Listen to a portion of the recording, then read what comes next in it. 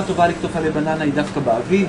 עלי הבננה דורשים בסך הכל שהם ייכתפו שלמים ככל האפשר, מורידים אותם מהגזע המרכזי שבו כמובן לא משתמשים, מנגבים משאריות חומרי הדברה אם יש בכלל עוד שנים, ואת זה שורפים על האש. מה זה שורפים על האש?